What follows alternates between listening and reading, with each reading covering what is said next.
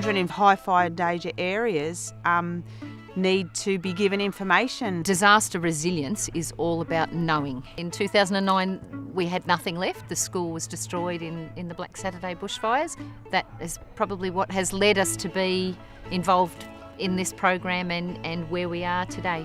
When we were told that we were going to start the CFA program, I was very excited about all the fun things we were going to do. It was a good opportunity for our local schools because not many schools do this. A few weeks into the program, we had an excursion to Yanyan Reservoir. We got in the fire trucks and headed off. And on the way there, in one of the trucks, there was a singing competition. I'm only one call away. That's the donkey. It's Eurovision in the back here. Where's the radio?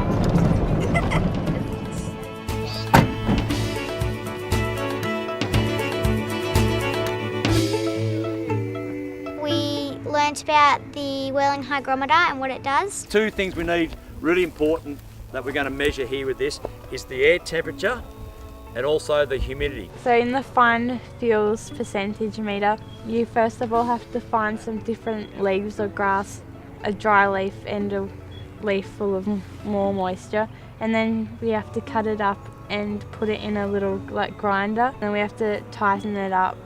So what that's doing now is compressing the leaves against the sensor. It comes up with the percentage of moisture in it. 13.5. Would it burn today? Yeah. Yep, absolutely. So today you go, good day to do a fuel reduction burn. And we have to use these tool things like what degrees is the slope, which I can't remember what it was called. What was it? Topography. What? Topography. You can say it. Topography, the lay of the land. What's the number you see on the left-hand side? 12 degrees. Good boy, well done. Perfect. Righto, who's next? And then our next big day out was a field trip to Healesville Sanctuary, behind the scenes with animals and critters local to our area. And the kids got to actually meet keepers and ask questions about how animals cope in high fire risk weather. And we went in groups and saw the koalas and the kangaroos and emus and the wombats. Oh, nothing. I said wombats are the cutest. When she would be in the mum's pouch when she was walking, it's the same sort of movement, so they don't mind it. Jenna and Ruby P did dingoes and other people did other things.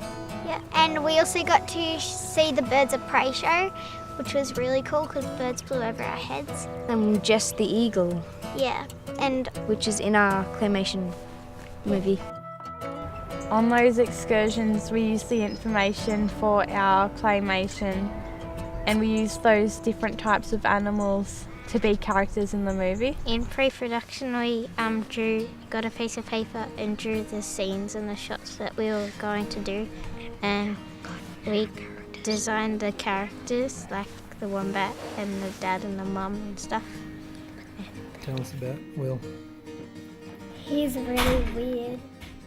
We'd done some work with the kids with brigades and schools on fire danger ratings, and it seemed logical to incorporate that into our claymation. So what happens is it's how they're living when the weather's getting hotter, from low, moderate to co-red. So in the pre-production, that's when we make all the armatures, make up the storyboard, make all our characters. So first of all we had to start with a frame, like a skeleton.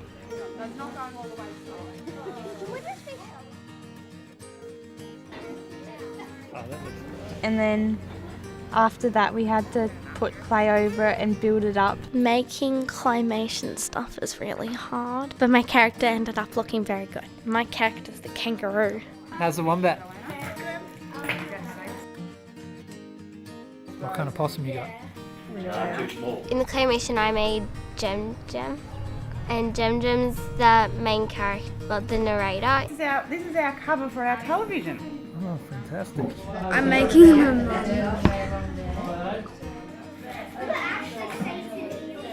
I made the eagle. I had a lot of help from one of the locals who came to help our school.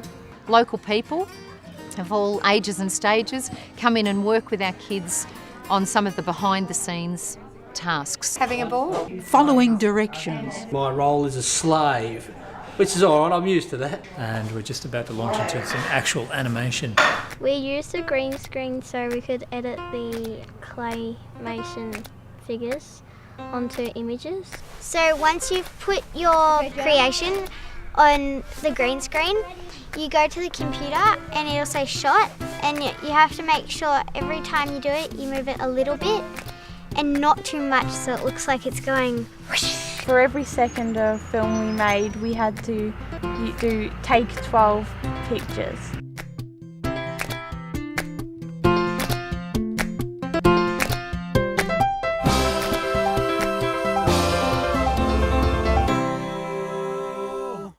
It's important for kids living in bushy areas to do a program like this so we know what to do. We hope that people that watch our CFA movie know that they need to be prepared before a fire and have a fire plan. We're very happy how it has turned out and what it looks like.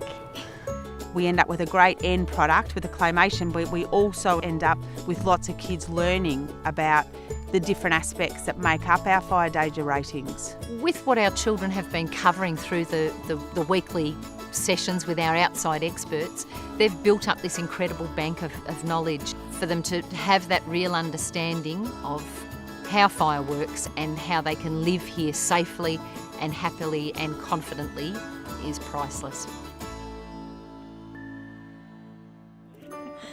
My